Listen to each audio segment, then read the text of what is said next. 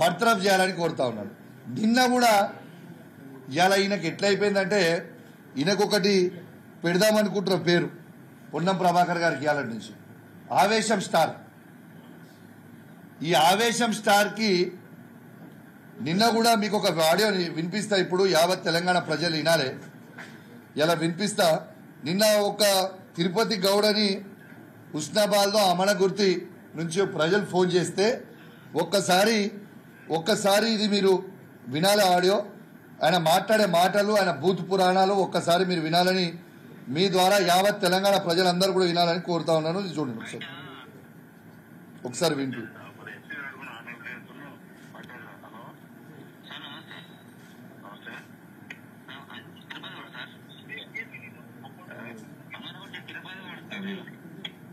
Maximum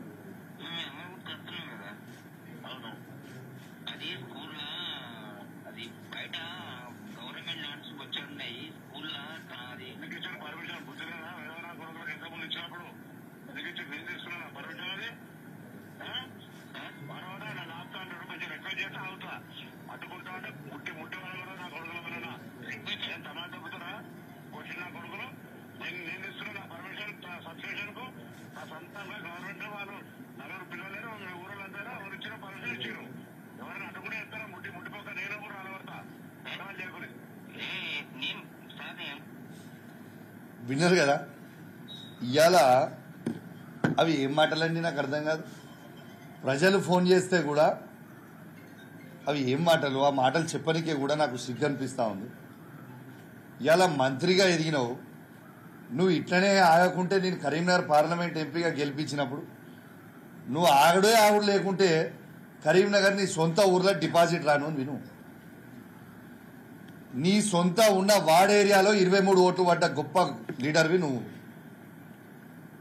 ఇట్లాంటి పనులు చేస్తే కరీంనగర్ ప్రజలు నిన్ను తరిమి తన్నేసిరి నుంచి ఏడుగా పోయి పాపం హుస్నాబాద్ తెలియకుండా ప్రజలు నీకు ఓటేసి గెలిపిస్తే గిరా నువ్వు చేసే పని. ఇంత ఆసానం ఎందుకు నీకు? ఇవాళ ఆవేశం స్టార్ అయిన మంత్రి గారు కుక్కకు ఒక బొక్క దొరికినట్టున్నది నా కథ.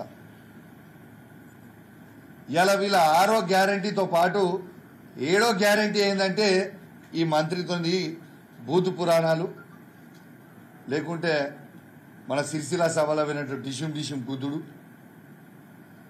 అసలు ఈయన ఏం మంత్రి, అసలు ఈయన ఏం కథ? నీకు ప్రజలు ఒక గొప్ప అవకాశం ఇచ్చారు, దాన్ని సద్వినియోగం చేసుకో. అంతేగాని అది సద్వినియోగం